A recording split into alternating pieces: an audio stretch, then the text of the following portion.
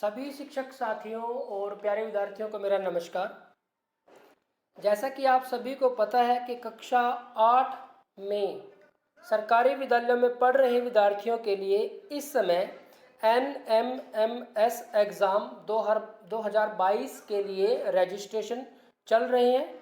NMMS means national means cum merit scholarship scheme है ये।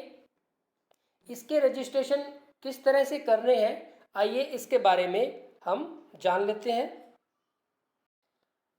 सबसे पहले हम गूगल में आप यहाँ पे लिख सकते हैं SCERT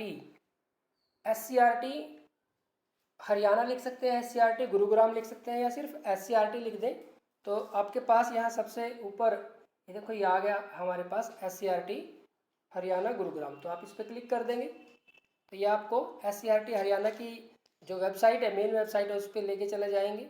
यहाँ पे ये हमारे पास SCERT हरियाणा की वेबसाइट आ गई है। आप इस पर क्लिक कर देंगे तो जब आप इस पर क्लिक करेंगे तो आप SCERT हरियाणा गुड़गांव की साइट पे चले जाएंगे और यहाँ पे सबसे शुरू में ही ऊपर ही ये लिंक आ चुका है NMMS एग्ज़ाम फॉर्म 2022-23। तो आप इस पर क्लिक कर देंगे, ये आपको दूसरी साइट पे लेके चला जाएगा। तो यहाँ पे आप इसको ओके कर दें। ओके करने के बाद आपको ये बोर्ड की, हरियाणा बोर्ड की वेबसाइट पे ले जाएगा। वहाँ पे आपको ये ले गया है और आपको यहाँ पे न्यू रजिस्ट्रेशन का ये लिंक यहाँ पे नज़र आ रहा है।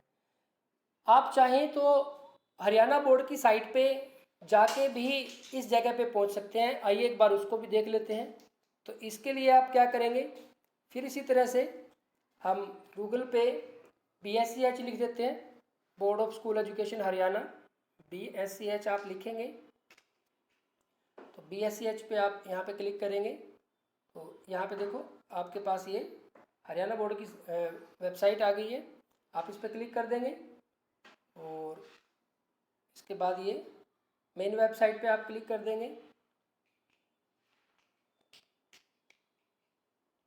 जैसे ही आप इस मेन वेबसाइट पे क्लिक करते हैं तो आपके पास यहाँ पे इसमें जो नीचे स्क्रॉल है, आप यहाँ से देखेंगे कि इस जगह पे आपके पास online registration for NMMS exam November 2022, ये जो एग्ज़ाम है वो नवंबर में होगा। तो इस लिंक पे जब आप क्लिक करेंगे तो आप देखो उसी जगह पे न्यू रजिस्ट्रेशन पे यहाँ पे पहुँच जाते हैं। तो दोनों में से आप इस प्रोसेस को शुरू करने के लिए आप चाहें तो SCERT की वेबसाइट से कर सकते हैं या फिर बोर्ड की साइट से भी आपको यहाँ से ये लिंक मिल जाएगा। अब आप न्यू रजिस्ट्रेशन पे क्लिक कर देंगे तो यहाँ पे न्यू रजिस्ट्रेशन पे क्लिक करके ये डिटेल आ जाती है। तो आपको ये डिटेल फिल करनी है। यहाँ पे बच्चे की क्लास, सबसे पहले बच्चे की क्लास है, फिर उसके बाद डेट ऑफ बर्थ है। डेट ऑफ बर्थ में पहले ईयर है, फिर मंथ है और फिर डे है। उसके बाद यहाँ पे बच्चे की फ़ोटो है। फ़ोटो ध्यान रहे कि 150 KB से ज़्यादा उसका साइज़ ना हो। और ठीक इसी तरह से बच्चे के सिग्नेचर हैं, जो सिग्नेचर का साइज़ है वो 100 KB से ज़्यादा ना हो। तो आपको सलाह दी जाती है कि आप उसकी जो फ़ोटो है बच्चे की और जो सिग्नेचर है उसको पहले ही तैयार करके रख लें। 150 KB फ़ोटो का साइज़ और 100 KB मैक्सिमम साइज़ है ये, इससे कम रहे तो कोई प्रॉब्लम नहीं है। और जो 100 KB है वो सिग्नेचर का साइज़ है। इसके बाद कुछ छोटी छोटी जानकारी है, जैसे candidate name, father name, mother name, उसके बाद उसका जो स्टूडेंट का मोबाइल नंबर है, नेक्स्ट है उसके बाद ईमेल एड्रेस, आप चाहें तो स्कूल का ही ईमेल एड्रेस दे सकते हैं।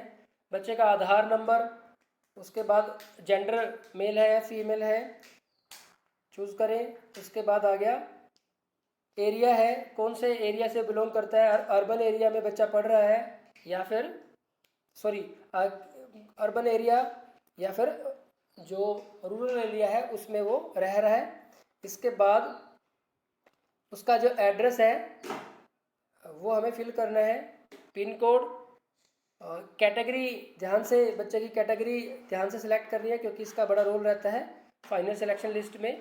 और यहाँ पे जब आप कैटेगरी सिलेक्ट करोगे, सपोज करो आप जनरल कैटेगरी सिलेक्ट करते हो, तो आपको किसी प्रकार का कोई सर्टिफिकेट अपलोड नहीं करना है। लेकिन आप अगर BCA, BCB, SC में से कोई कैटेगरी सिलेक्ट करते हो, जैसे हम एक कैटेगरी सिलेक्ट कर लेते हैं BCA, तो यहाँ पे देखो एक नया ऑप्शन खुल के आ गया है।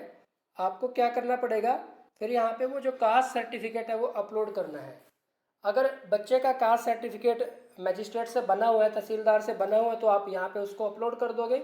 नहीं तो एक परफॉर्मा है जो आपको DMS या DSS या आपके नोडल से, NMMS का जो नोडल ऑफिसर है उससे मिल जाएगा। आप उस को फिल करके बच्चे को दे दें, ताकि वो उसके वार्ड MC, नंबरदार या फिर सरपंच से साइन करवा के विद स्टैंप यहाँ पे फिर वो लेके आप उसको अपलोड कर सकते हो। और डिसेबिलिटी कोई है या नहीं है। ठीक इसी तरह से आगे बढ़ते हैं। इसमें कहा गया है कि जो 7th क्लास है वो कौन से स्कूल से की है, उसका पहले डिस्ट्रिक्ट चूज करना है। District of school in which pass class 7, तो डिस्ट्रिक्ट आपको चूज करना है। परसेंटेज 7th क्लास की, और उसके बाद यहाँ पे है हमारे पास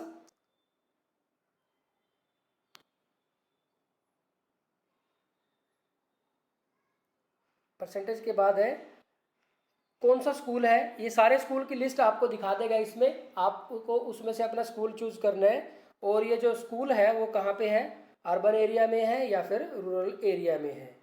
ठीक इसी तरह से अब जो 7th क्लास के लिए पूछा गया है, इसी तरह से 8th क्लास के लिए भी ये पूछी गई है डिटेल।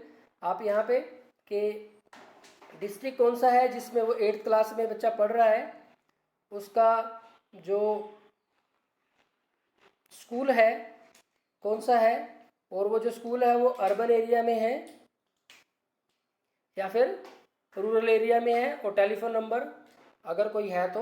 यहाँ पे एक बात ध्यान रखनी है कि जिन पे स्टार लगे हुए हैं वो आपको जरूर फिल करने हैं, जिन पे स्टार नहीं है आप चाहे तो उनको छोड़ सकते हैं।